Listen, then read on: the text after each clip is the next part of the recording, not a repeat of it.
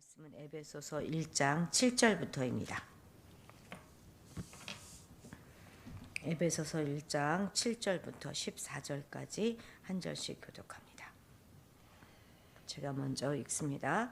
우리는 그리스도 안에서 그의 은혜의 풍성함을 따라 그의 피로 말미암아 속량 곧 죄사함을 받았느니라. 이는 그가 모든 지혜와 총명을 우리에게 넘치게 하사 그 뜻의 비밀을 우리에게 알리신 것이요 그의 기뻐하심을 따라 그리스도 안에서 때가 찬 경륜을 위하여 예정하신 것이니 하늘에 있는 것이나 땅에 있는 것이 다 그리스도 안에서 통일되게 하려 하심이라.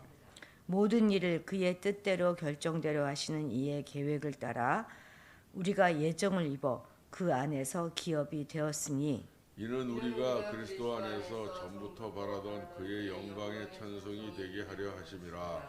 그 안에서 너희도 진리의 말씀 곧 너희의 구원의 복음을 듣고 그 안에서 또한 믿어 약속의 성령으로 인치심을 받았으니 이는 우리 기업의 보증이 되사 그 얻으신 것을 속량하시고 그의 영광을 찬송하게 하려 하심이라. 아멘. 앞선 단락에서 바울은 성도의 구원을 위해서 그리스도 안에서 행하신 하나님의 일을 찬송했습니다. 본 단락은 그 찬송시의 후반부로 그리스도 안에서 누리는 성도의 복을 계속 소개하고 있습니다. 다양한 주제들이 제시되는데요.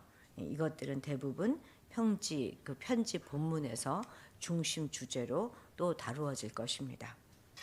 바울이 감옥에서 조망하여 이렇게 편지로 담아내는 그리스도 안에의 영광의 세계가 얼마나 광대한지 가히 놀라울 뿐입니다. 이는 소아시아 예배소에서 이방신들과 이방 세계관에 젖어 있다가 복음 안으로 들어온 신생 공동체 성도들에게 대단히 중요한 신앙적 안목과 기준을 제공해주고 있습니다. 우리의 구원은 그리스도의 풍성한 은혜를 따라서 이루어졌습니다. 그만큼 우리 죄는 컸고 우리의 완악함은 깊었기 때문에 그리스도의 죽음만이 우리의 죄를 대속하여 속량할 만큼의 값어치가 되었던 것입니다. 그리스도를 통한 구원은 과거에도 존재했고 오늘도 존재하고 있고 앞으로도 미래에도 존재할 모든 이들을 위한 구원의 방법이 됩니다. 왜냐하면 그분 예수 그리스도는 우리와 같은 인간일 뿐만 아니라 단지 우리와 같은 인간에 머물러 있는 것이 아니라 그와 동시에 우리의 창조주가 되시기 때문에 그렇습니다. 우리의 구원은 우리 개인만을 위한 구원이 아닙니다. 구원은 한 세계로 진입하는 새로운 한 세계로 들어가는 새로운 진입 사건입니다. 새로운 주권자 아래서 새로운 삶의 방식을 수용하고 그 주권자가 이루실 궁극적인 사회 창조, 즉 하나님 나라 건설에 참여하는 일이 구원인 것입니다. 이제 그 구원은 유대인과 팔레스타인의 경계를 넘어서서 이방인과 그들의 세계로까지 확대돼야 할 때가 된 것입니다. 그 시기가 바로 종말이죠. 때가 찼습니다. 이제 그 경륜, 그 구원의 계획이 이루어져야 될 때가 시작되었습니다. 그래서 종말에 참여하였다 하는 것은 온전히 이루어질 그 완성된 구원이 예수 안에서 성령을 통하여 오늘 이미 실현되기 시작했다 하는 뜻이 되는 것입니다. 성령은 우리의 완성된 구원의 보증으로 존재하십니다. 오늘 그리스도 안에서 그리고 또한 성령 안에서 이 구원에 참여한 자들은 그 구원을 이루실 하나님의 영광을 찬송하는 자로 부름받은 것입니다. 우리의 찬송은 이 세상 주권이 주께 있음을 인정하는 것이고 세상과 절대 타협 없이 굴복함 없이 진리를 따라서 살아가겠다고 하는 의지의 표현인 것입니다. 가장 강력한 세상에 대한 저항의식이 바로 하나님을 향한 우리의 찬송입니다. 이렇게 바울은 우리를 구원하신 하나님의 목적이 그분의 영광을 찬송하게 하는 것임을 재차 거듭 강조합니다. 찬송은 정말로 구원의 하나님에 대한 최고의 반응입니다. 물론 하지 않으면 안 되는 의무이기도 하지만 또 주체할 수 없는 우리의 즐거움이 되기도 합니다.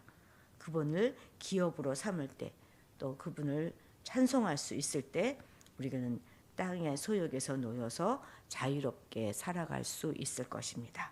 10절 함께 읽겠습니다. 시작. 하늘에 있는 것이나 땅에 있는 것이 다 그리스도 안에서 통일되게 하려 하심이라.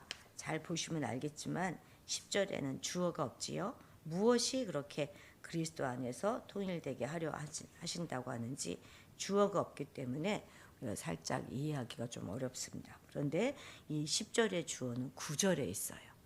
9절에는 바로 하나님의 경륜입니다. 하나님의 경륜이 이렇게 모든 것을 다 통일되게 하려 하신다 하는 내용입니다. 다시 말해서 하나님의 경륜의 큰 줄기, 목적, 목표, 지향하는 바가 무엇인지를 보여주는 말씀이 바로 이 10절인 것입니다.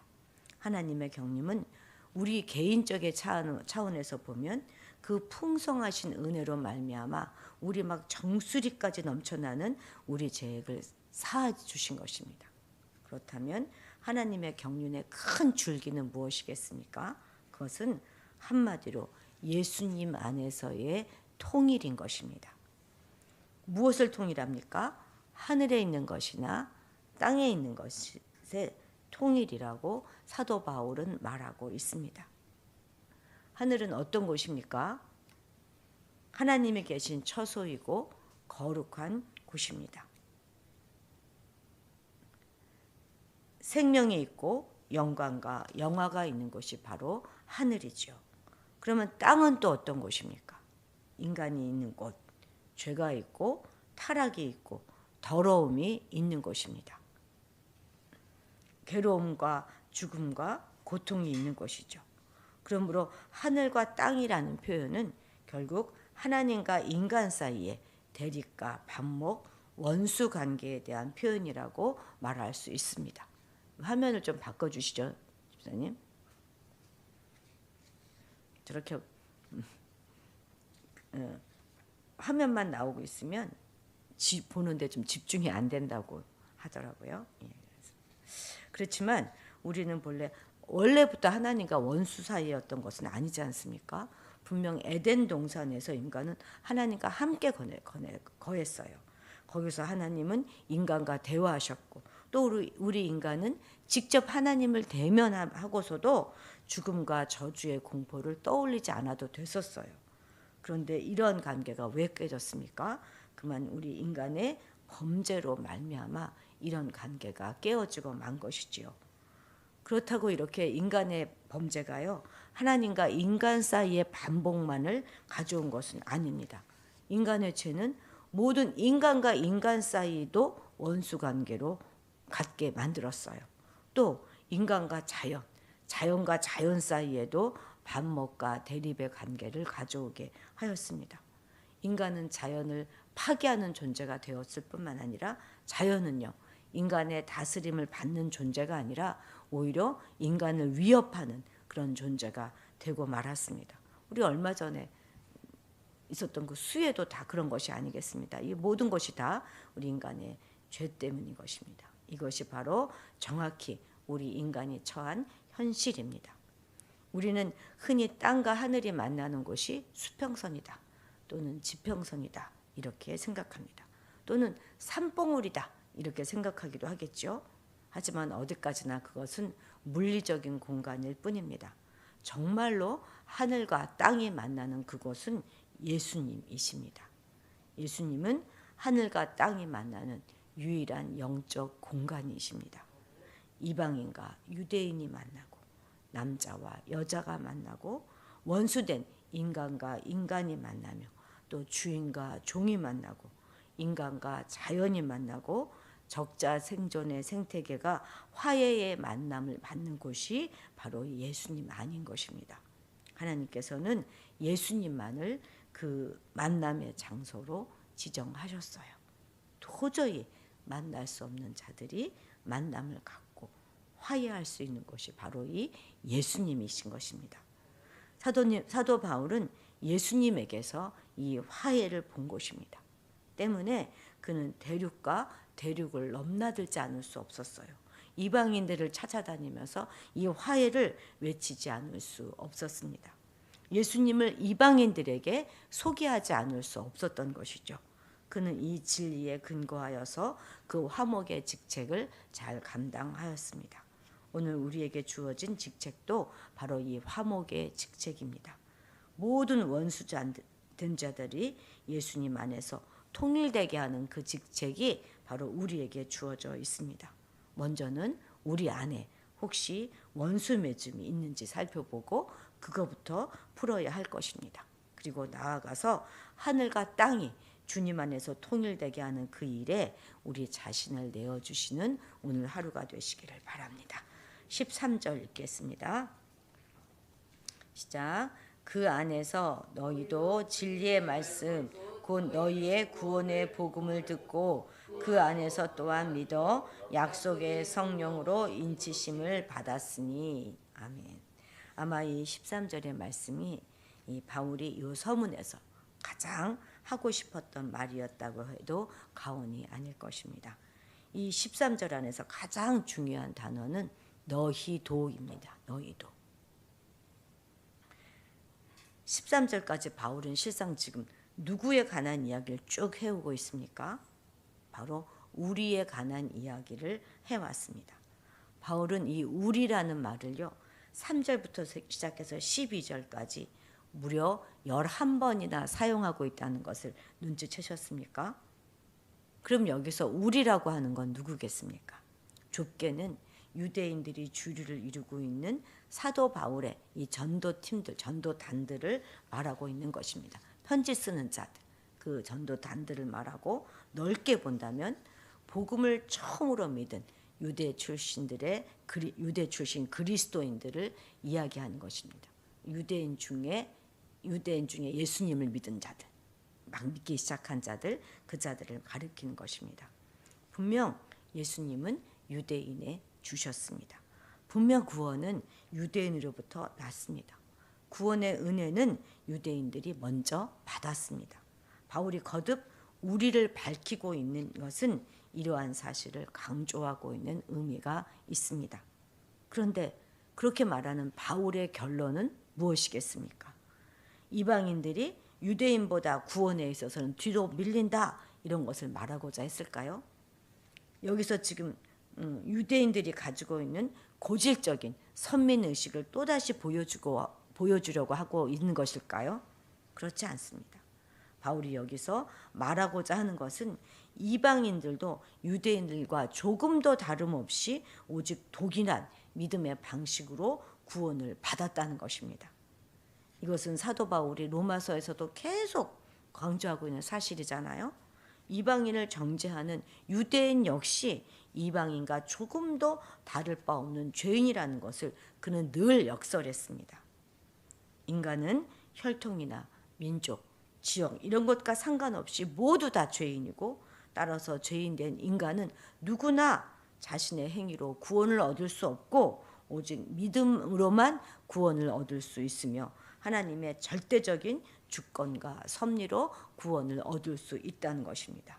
그렇기 때문에 인간은 자신의 혈통을 자랑한다든지 자신의 그 무엇을 자랑하고 있는 것, 그건 참 무의미한 일이라는 것입니다. 가치 없는 일이에요. 우리는 오직 구원은 믿음과 그에 따른 은혜로만 얻어줌을 알고 믿음만을 부여잡고 구원의 은혜를 베푸신 하나님과 사람 앞에서 늘 겸손해야 할 것입니다. 기도하겠습니다.